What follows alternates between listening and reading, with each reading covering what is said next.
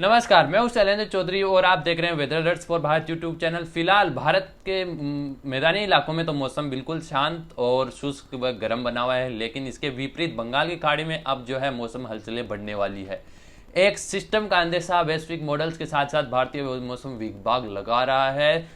अप्रैल के दूसरे सप्ताह के स्टार्टिंग में यानी 6 अप्रैल के आसपास एक सिस्टम बनने की संभावना दक्षिण पूर्वी बंगाल की खाड़ी में नजर आ रही है। एक सिस्टम जो है दक्षिण पूर्वी बंगाल की खाड़ी में बनकर आगे आंध्र प्रदेश के तटीय इलाकों में 9 व 10 अप्रैल के दौरान तारीख के दौरान जो है टकरा सकता है। इसके तीव्रता और इसकी जो ट्रैक है इस पर अभी पूरा विश्लेषण बाकी है। यह हम शुरुआती अनुमान आपको दे रहे हैं। इसका अभी साफ बता देते हैं कि इसका जो असर है वो बिल्कुल भी जो है ये जो सदर्न इंडिया है यानी कि अपना आंध्र प्रदेश, उड़ीसा और तमिलनाडु, इनके अलावा कहीं पे भी नज़र नहीं आ रहा है फिलहाल। तो सब हम कह सकते हैं कि बिल्कुल भी संभावना नहीं है। तो सब एक जितने उत्तर भारत की तो बात ही क्या करें हम, बिल्कुल भी संभावना ही नहीं है उत्तर भारत में। तो उत्तर भारत के लोगों को यही कहना चाहते हैं कि बिल्कुल किसी भी अफवाह के चक्कर में न पड़े। ऐसा सिस्टम जो अभी बंगाल की खाड़ी में बनने वाले हैं वो बिल्कुल भी उत्तर भारत की तरफ नहीं आने वाले हैं। अब बात करते हैं इस चर्चा को आगे बढ़ाने से पहले दो महत्वपूर्ण विषयों पर कि साइक्लोन यानी चक्रवाती तूफान को बनने के लिए दो अहम रोल निभाने वाले फैक्टर्स पर। कौन से फैक्टर्स हैं ये? सबसे पहले हम बात करते हैं विंड शीयर और उसके बाद हम बात करेंगे एसएसटी।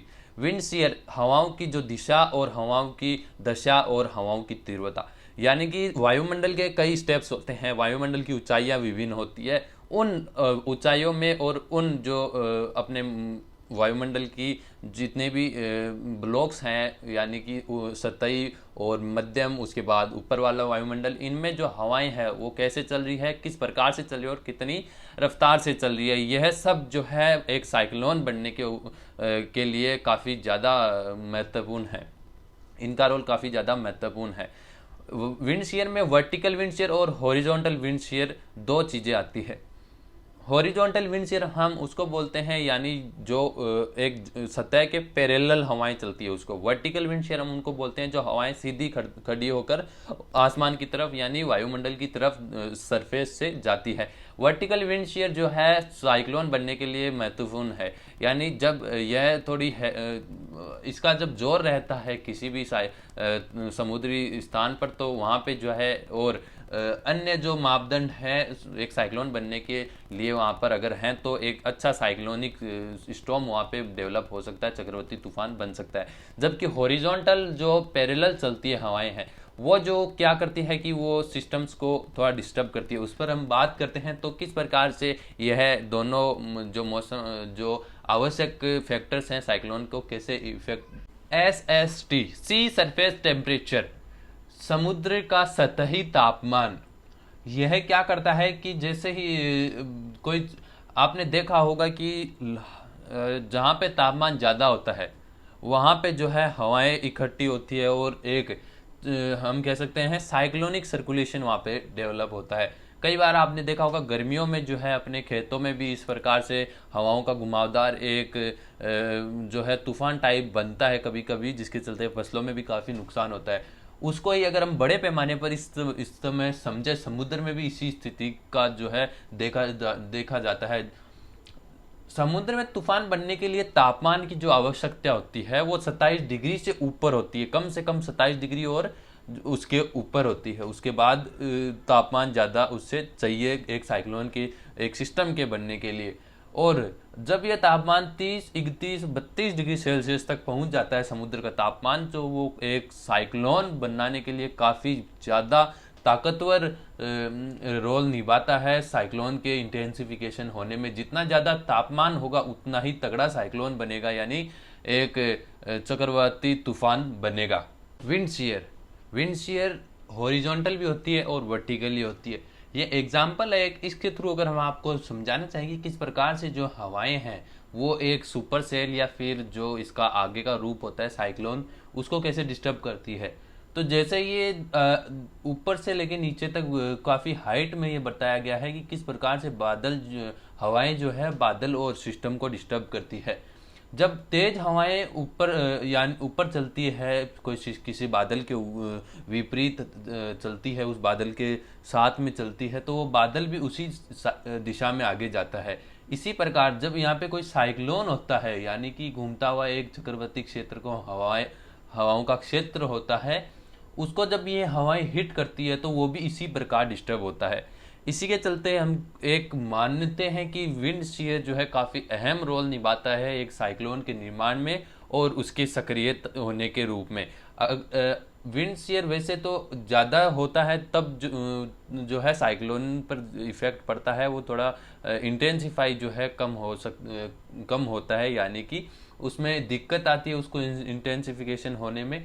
और जब विंड शीयर लो होता है तब थोड़ी हेल्प जो है साइक्लोन को मिलती है। लेकिन हॉरिजॉन्टल और वर्टिकल विंड शीयर, वर्टिकल में जो है सीधा विंड शीयर यानी हवाएं सरफेस टू स्काई जाती है, ऊपर की तरफ उड़ती है, जबकि हॉरिजॉन्टल जो है वो एक पैरेलल चलती है अपने धरती के सरफेस के।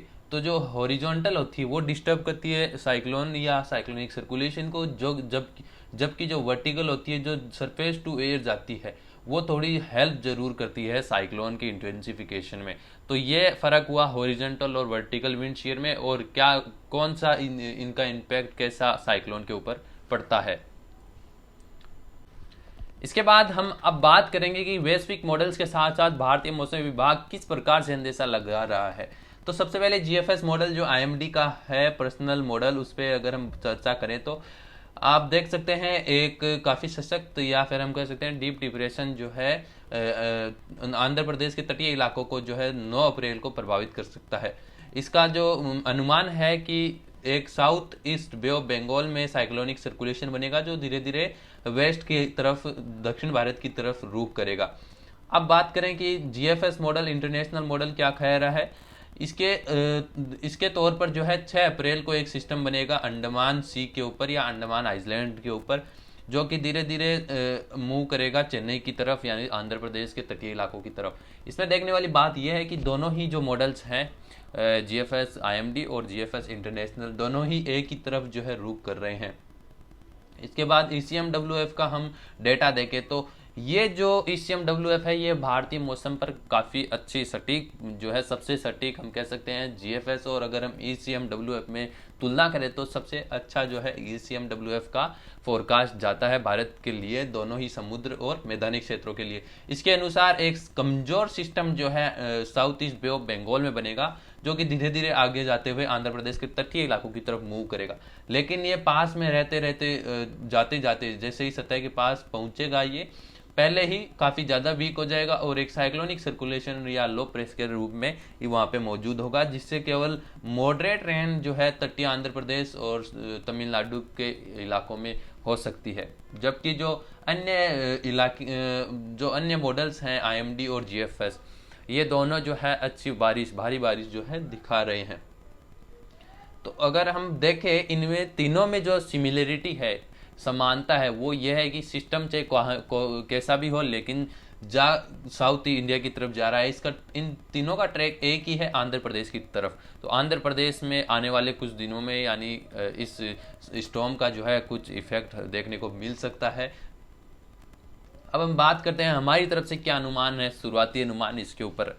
तो एक हाई प्रेशर जैसा कि अभी भी जो है बना हुआ है उत्तर मध्य भारत के ऊपर, काफ़ी ज़्यादा सशक्त प्रणाली है। उस समय भी जो आईएमडी का डेटा है वो दिखा रहा है कि उस समय भी एक हाई प्रेशर जोन जो है केंद्रीय भारत के ऊपर मौजूद होगा, जिसके चलते जैसे ही जो साइक्लोनिक स्टॉर्म आगे बढ़ेगा, यानी जो अभी बता रहे थे हम साउथ ईस्ट से जब भी साउथ इंडिया की तरफ ये बढ़ेगा बे ऑफ बंगाल से, तो इसकी हवाएं जो है इसको वीक करेगी, यानी कि समुद्र में ही इसकी हवाएं जो है इसको रुका देगी और इसको फिनिश कर देगी या कमज़ोर कर देगी, जिसके चलते आंतरिक भागों में भारत के कोई इसका असर नहीं होगा। हालांकि बारिश की गतिविधियां हो सकती है, थोड़ा बहुत हवाएं भी चल सकती है, लेकिन ज़्यादा सीवियर साइक्लोन उसकी कोई संभावना हमको अभी फिलहाल दिख नहीं रही है।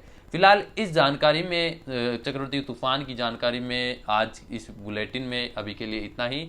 आगे की जो जानकारी होगी हमारी होगी मानसून के ऊपर, किस प्रकार से जो है मानसून इस समय जो आईओडी जो आईओडी है, एनसो है, लाल नीना है, ये जितने भी तमाम फैक्टर्स हैं इंडियन मानसून को इफेक्ट करने वाले, किस प्रकार से इस समय दर्शा रहे हैं वैश्विक मॉडल्स, और किस प्रकार से जो इस समय गर्मी पड़ रही है इसका असर आने वाले समय में मानसून पर होगा, इस पर आगे हम अगले वीडियो में जानकारी देंगे। तो फिलहाल इस जानकारी में इतना ही। धन्यवाद।